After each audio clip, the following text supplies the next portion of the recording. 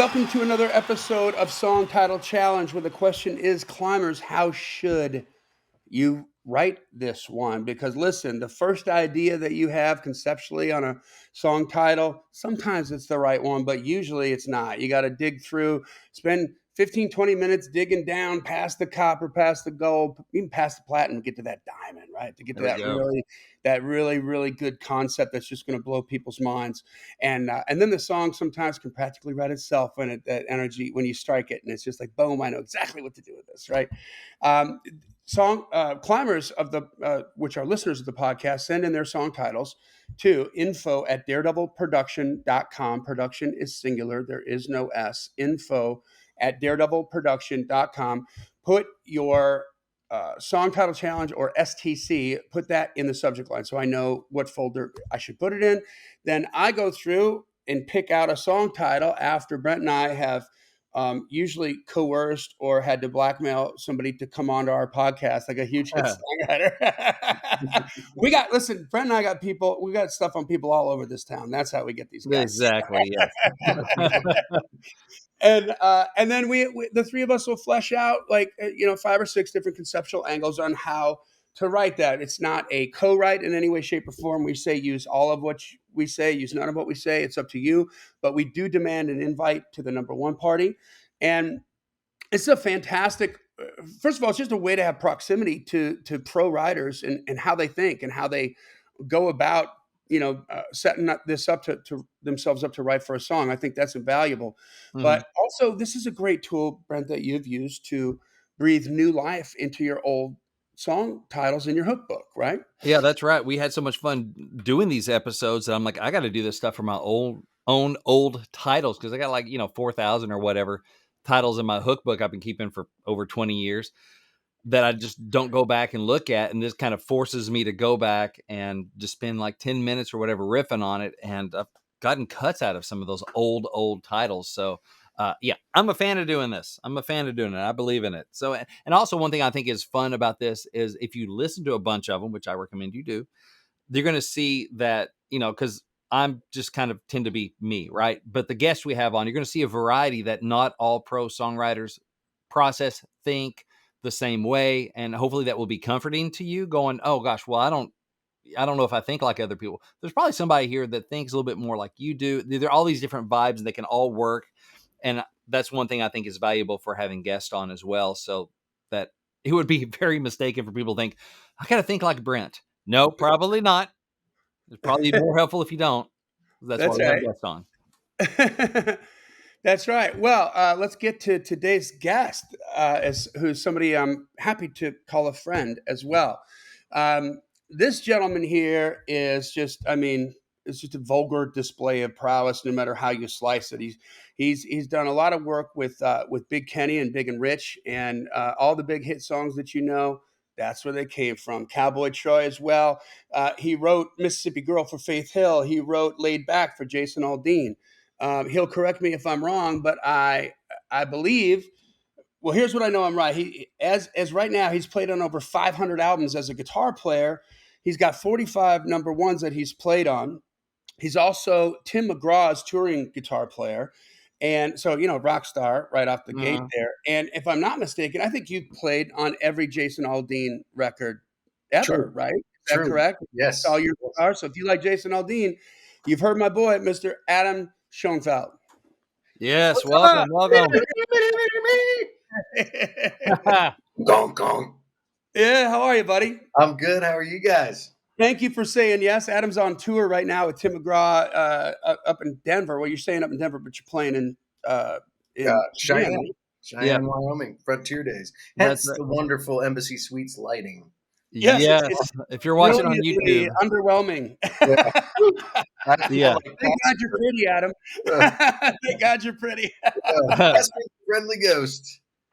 There we go. Yeah, that's right. If you're watching on YouTube, then this is a little window into the rock star status that you get on the road. That's right. There you go. Can you see the people like waving the big fig leaves and feeding them grapes? Yeah. Do you see that? All the time, right by the homemade omelet station down there. Right by the homemade omelet station. and the 1.5 mile walk to Starbucks. There we go.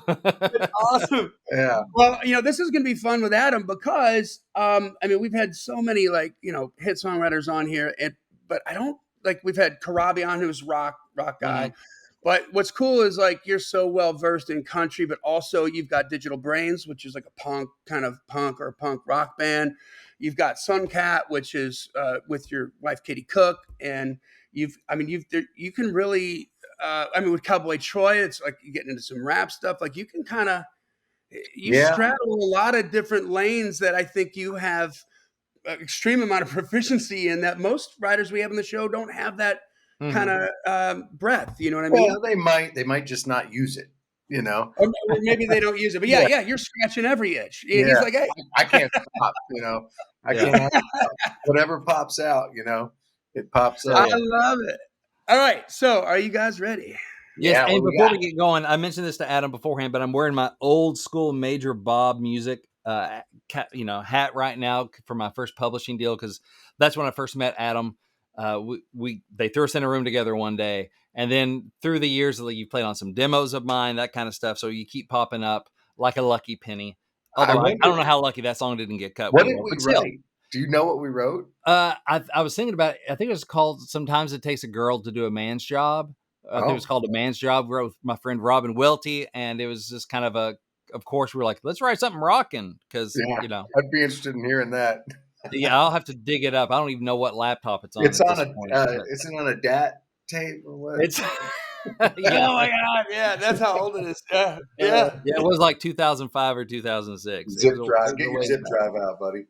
There we go. It's funny that you said that, the stuff. So I know Adam, you guys through the Tim McGraw tour. So John Prestia is a dear friend of mine and lived down in Florida, who was, very good friends with my band when I toured. JMO was my drummer who teched for Tim McGraw. And then also one of our crew guys that we used all the time for front of house, Mick Wick. Prince Wick. That's right. He's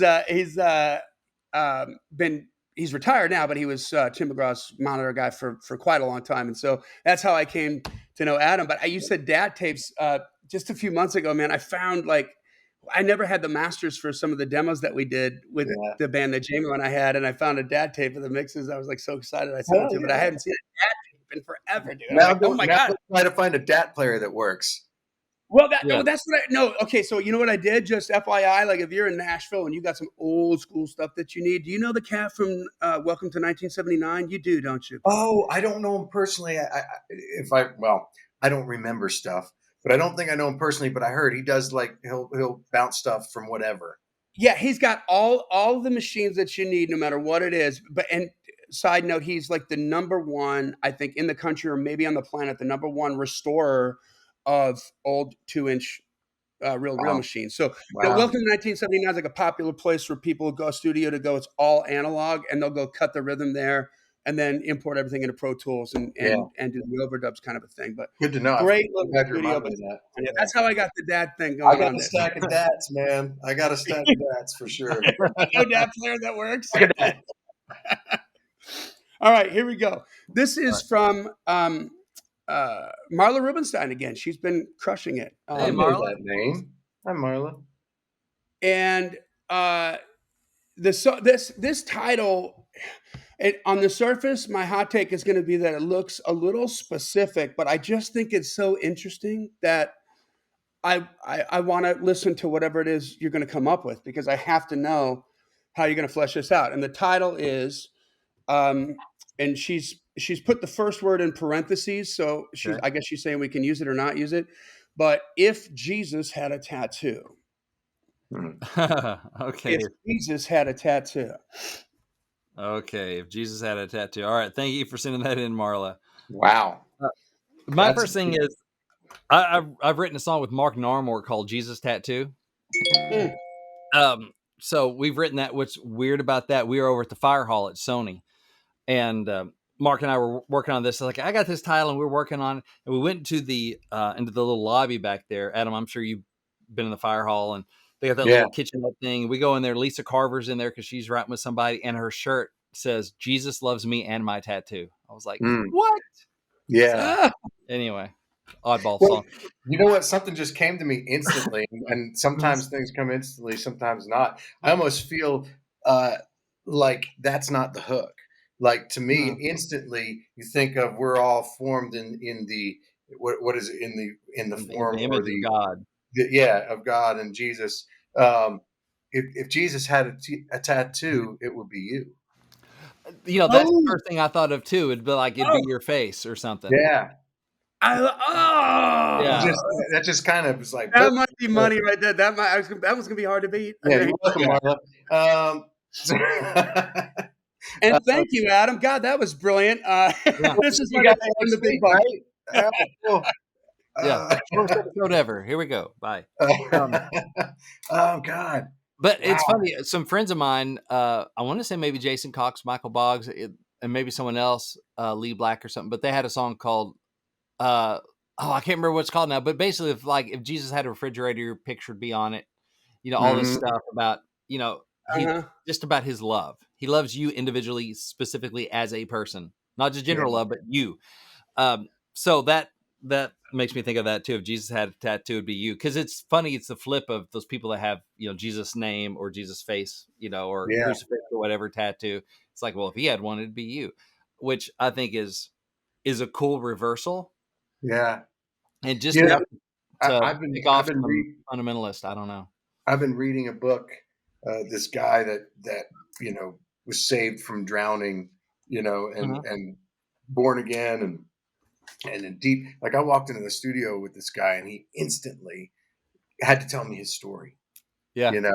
Because he went through this being saved from drowning, and then just looking for a reason, looking for proof of Jesus and God, and for him he got it. And so this has been a subject I've been really deep into lately, and I'm a spiritual person. I don't have a per se religion, so this is an interesting thing for me, but it's interesting that it's actually been a topic I've been really looking into right now. So I'm wondering where a verse would come from and this, how it would start. Maybe it starts with somebody who's lost.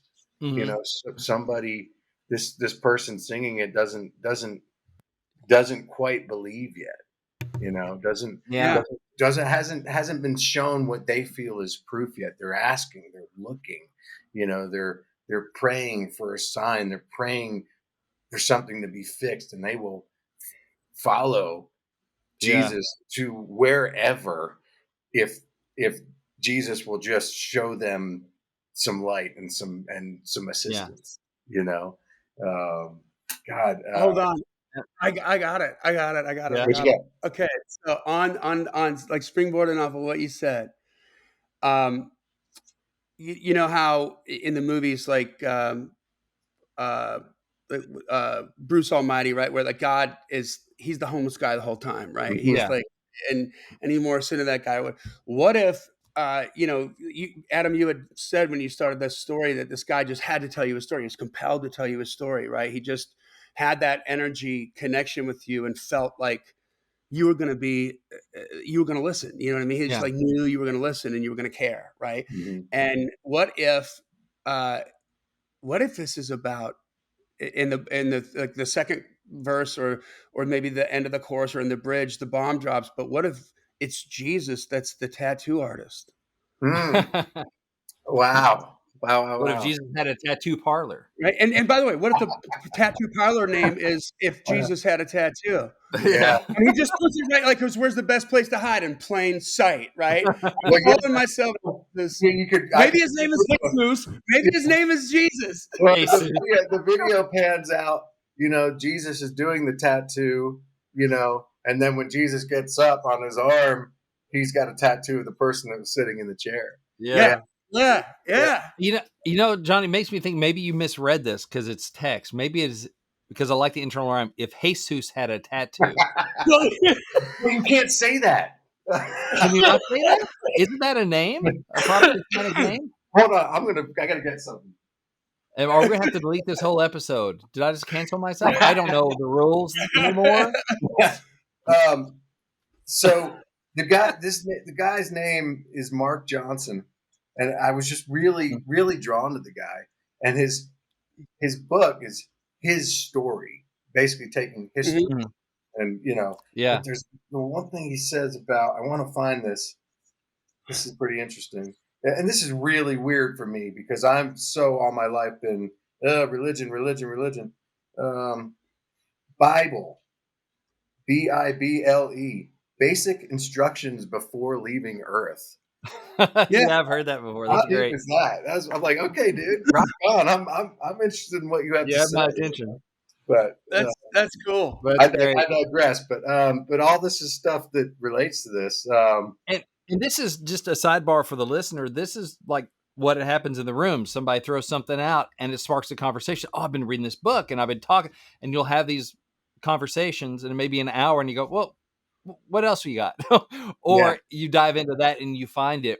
And that's what's powerful, I think, when there's a point of connection, even if it's not exactly on that, but it starts a real conversation. So don't be absolutely. scared of those in the writing room. Don't think like, I don't have time for these sidebars and I got to keep right on task. No, that's where the good stuff is, of going, yeah, this book I'm going to read. Let me grab something, because Yeah, there's real stuff turning up. Yeah, there's absolutely. DNA So in there don't that's be going to scared of that. Interesting spiritual tattoo story of mine, Mhm. and maybe this is a place this verse could start. Somebody just wandering into a tattoo parlor that needs a tattoo. I don't know if you guys ever heard of the band I was in, Stroller. Brent, maybe you did. It was with John Nicholson, Oh, and we were kind of doing a little moderate touring here and there in the van, and I had this one little tattoo that I got when I was young of an arrowhead necklace that matched the one my brother was buried with. My brother's name was mhm. Josh. Um, and we went down to Hattiesburg, Mississippi, I think that is. Mhm. Yeah. And we set up, did our sound check, had time to kill. And I always wanted to get my brother Josh's initials under the tattoo. And I see a tattoo parlor across the street. And so I go in there and I start talking to the guy, and I say, I want to get my brother's initials. His name was Joshua John Schoenfeld. So he said, cool. And start talking. Tattoo artist's name is Josh. Of course. Oh, so Right. you're like, I was supposed to be here. Yeah, Yeah. Yeah. exactly. So maybe there's something in that where it's, I don't know. I mean, it could be a truck driver, Mhm. somebody who travels a lot, somebody who's traveling because they don't know what they want out of life, Hmm. somebody that's searching, somebody that's going looking at new towns to live in, looking for a new start, and maybe they kind of figure this town is where they want to go, and they go into a tattoo parlor, and that's where this story starts or something. That's I don't know. cool. I love that. I That's Yeah. love cool. that. I think also of, there are verses in the Bible where Jesus is like, what you've done for the least of these, you've done for me. And there are people that come up to heaven and be like, you know, if you visited the prisoner, that was me. If you fed the or clothed the hungry, the naked, like what you do for these people, you've done for me. And what you Mm, haven't done for those people, you haven't done for me. And so I think of, if, and this is more of a first line of a song, but if Jesus had a tattoo and he was sitting on the corner holding a cardboard sign, if he was da da da, like, because we're supposed to mm, see me as a follower of Christ, I'm supposed to see those people as Jesus. I mean, they're not God, but he said, what you do for them or don't do for them, you've done or not done for me. So I have a mm. responsibility to treat them. We have we have some adopted kids, and every once in a while one will get on my nerves, and I look at Emily like, Jesus really getting on my nerves today. Because we try to see them as Jesus. Like, that's why we love these kids that are not our biological ones, but whatever. And we're like, Jesus get on my nerves today. Jesus needs to learn how to potty train. Um, so I think it'd be a cool opening line for, hey, how are you going to treat the other, right? What if Yeah. Jesus is walking across the border in sandals? What if he's all these different things? So whatever your kind of flavor is, you could Mm. you could do that. It's like, would you care? Would you do that? So it would be really speaking to the people who call themselves Christians, to go, okay, well, he said we do for the least of these, the outcast, the immigrant, all these things.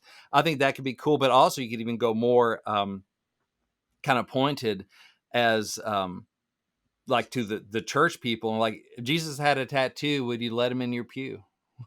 Would you want him sitting? Would you sit beside him in the pew Oh, if Jesus had a tattoo? Wow, that's interesting. I wrote a song with Cash Memphis called "Flipping Tables," and it starts off: "If Jesus came to your church, would he feel at home?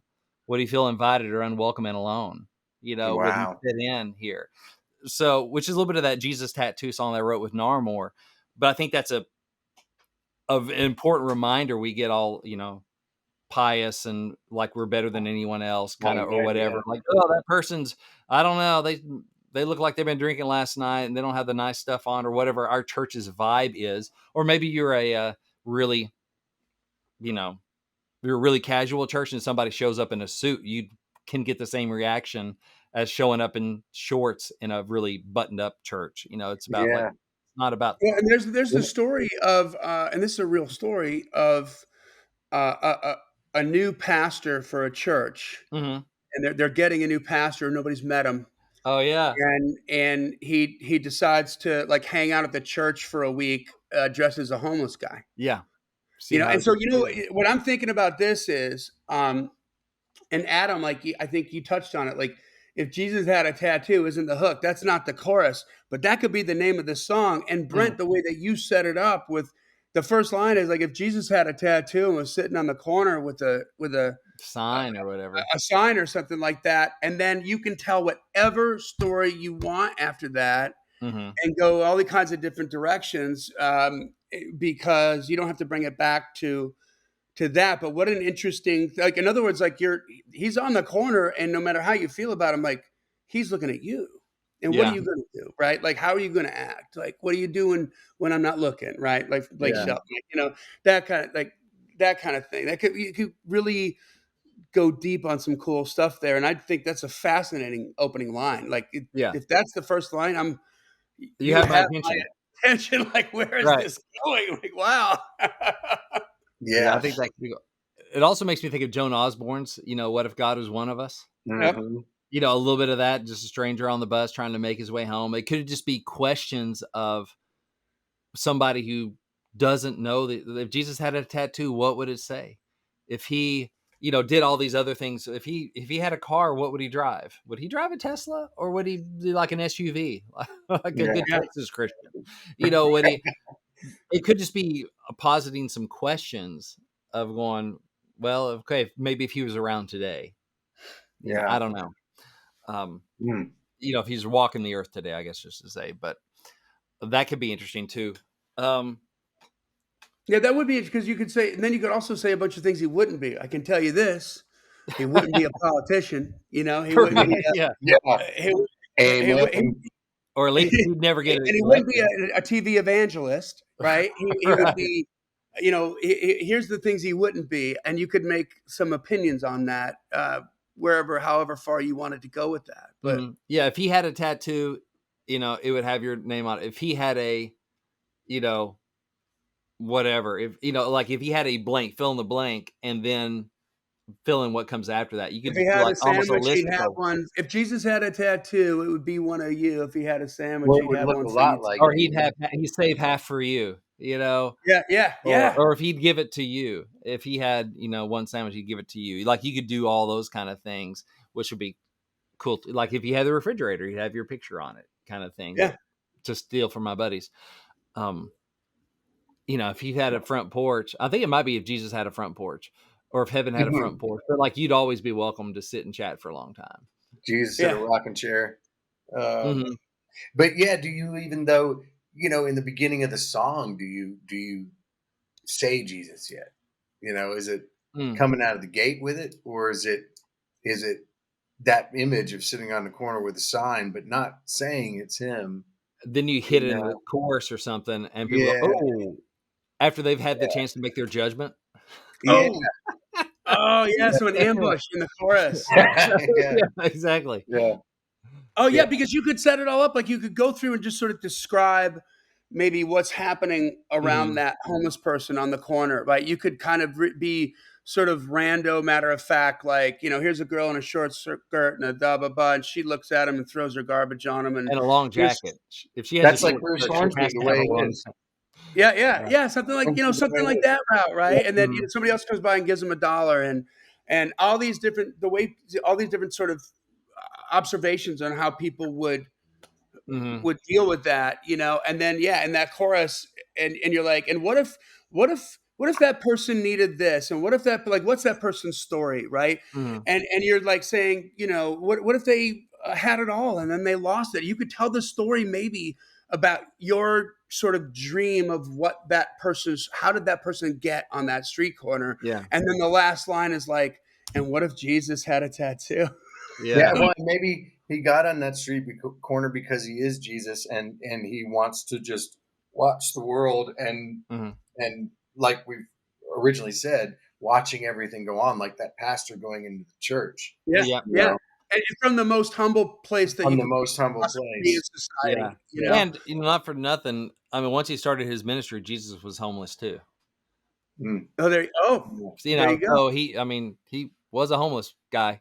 He traveled around, stayed at friends' houses. He couch surfed, you Yeah. know, Jesus is walk surfing. on water and You couch could surf. even, I mean, I could even hear paying homage to Laurie McKenna and Tim. Something about humble and kind in the Yeah. verse. You Yep. know, that beautiful song. Oh yeah, for Beautiful. sure. Yeah.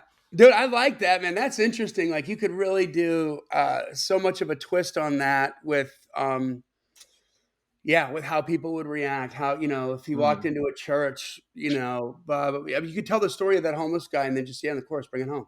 Yeah. It's, by the way, it's Jesus. And you're like, oh, you know what? Okay, I don't know how to do this lyrically, and I don't know if what I'm going to say is going to describe it, but I remember this scene with Matthew McConaughey in Mississippi Burning. I think it was Mississippi Burning. Mhm. Or no, what was the movie? It was, Oh yeah, but he Samuel L. Jackson when he's the Yes, that's the one. yeah, and I, his daughter was raped and killed. Samuel L. Jackson's, like, mm, black daughter in the movie was raped and killed, and blah, blah, blah, and the whole thing is he's setting all this up, and because they know that the girl's black, right? And he's, like, going through the horrors of everything that happened to her when he's talking to the jury, and he has everybody closing their eyes and imagining this, and then he's like, "Now I want you to imagine that she's white." yeah. And it's just like, oh, like, God, you're like, holy crap. Maybe that's the ambush, right? Like, you could go Yeah. real serious with it. And then now imagine it's Jesus had a tattoo, Yeah. and it's like, oh crap, Yeah.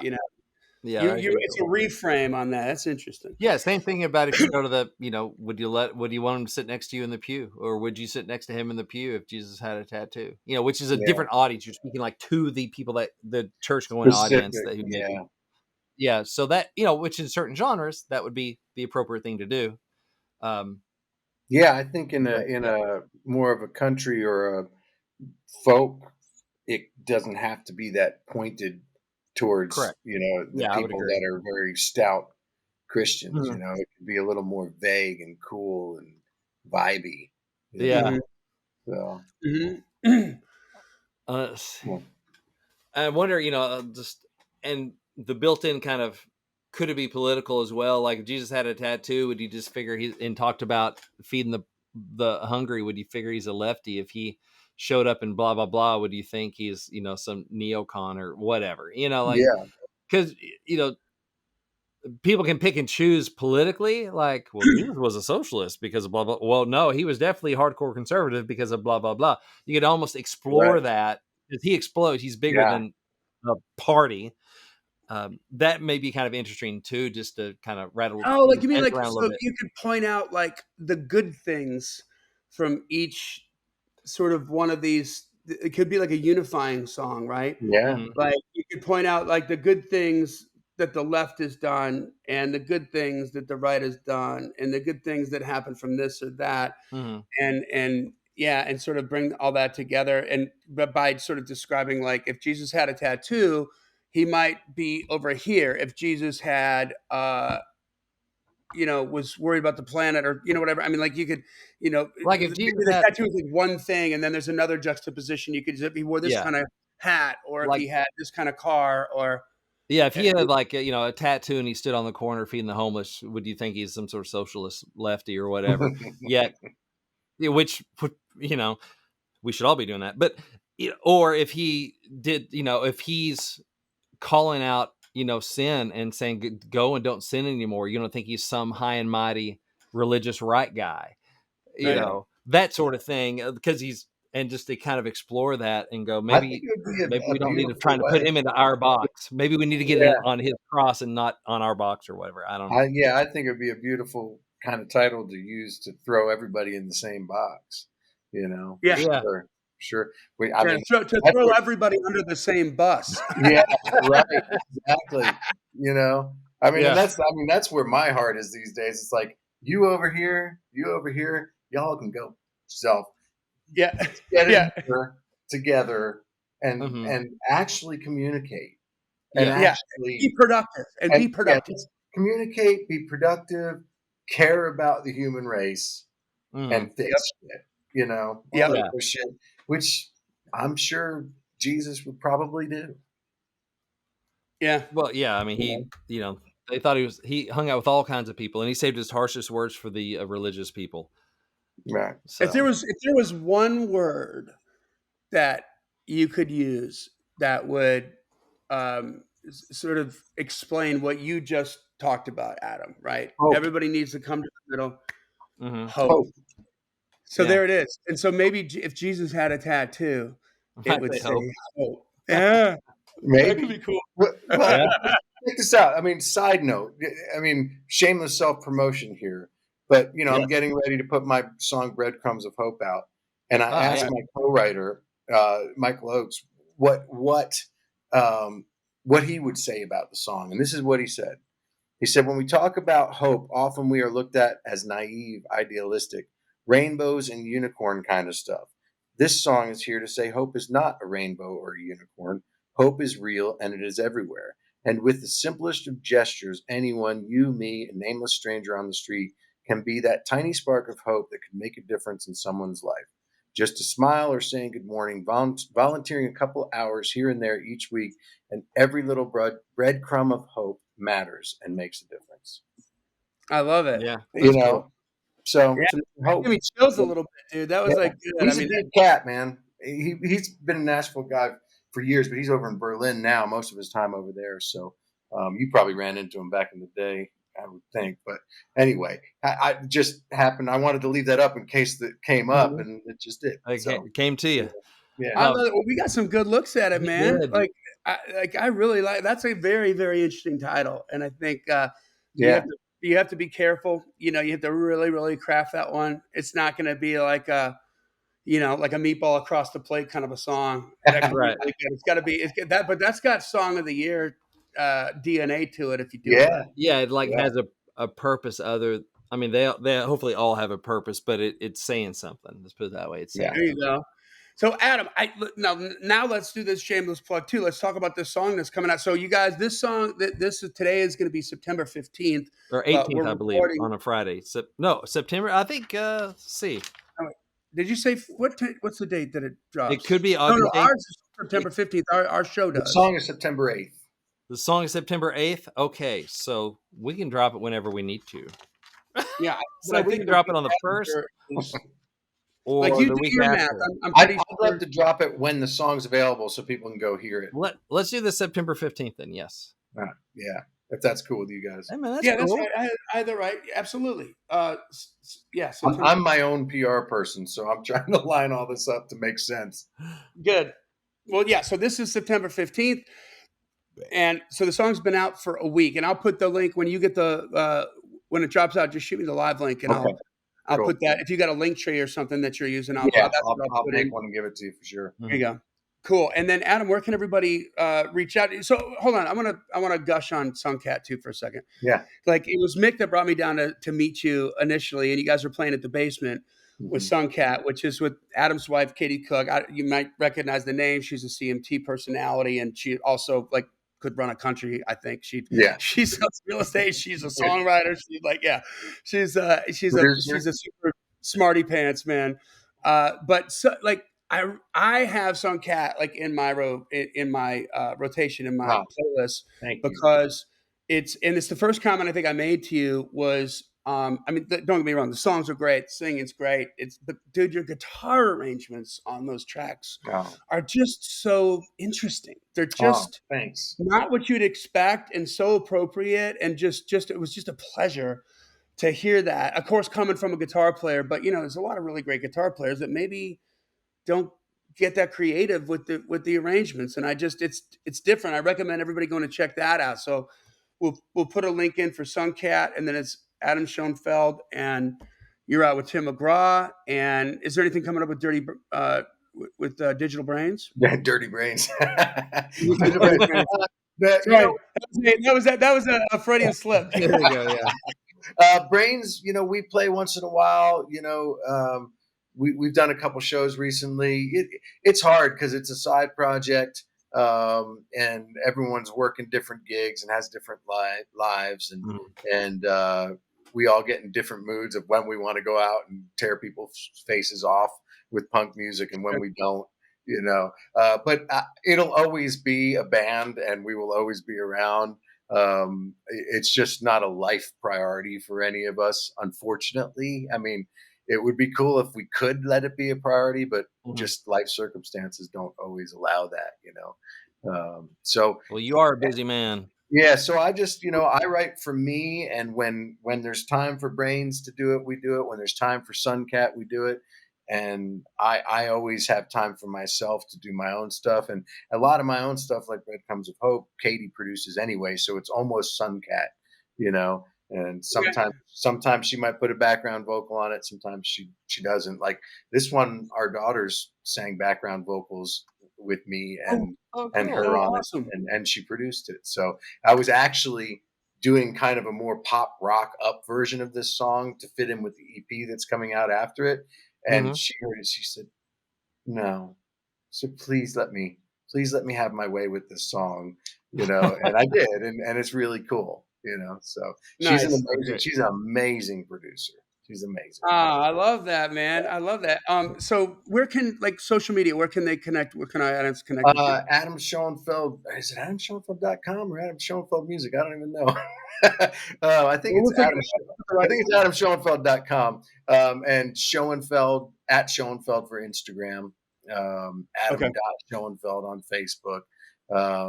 Suncat Music is our website, and Suncat Official on Instagram. Digital Brains Official on Instagram.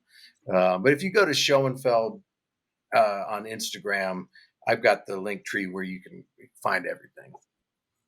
Okay. So I should Awesome. have just So, said so that. that's Schoenfeld, by the way, is how That's to right. spell that. No So, C. well, thank you, Adam. Thank you for saying yes, man. Yeah. Yeah, It's man, been this is fun. I'll do it fun. again if you get in a pinch. Let's do it. All right. Hell yeah, we will take you up on that for sure. Mhm. Okay, Awesome. so you said it. You heard it here, people. Hold You them heard to it it. here. So listen, send And your good one, titles. Marla. Yeah. Send your titles into info@daredevilproduction.com. Puts STC or Song Title Challenge in the subject line, and maybe you'll get like a legit friggin' rock star, writer, producer, musician, and human being like Adam to help flesh out your song. This podcast exists because we want you to win, so keep on climbing. And we'll see you at the top.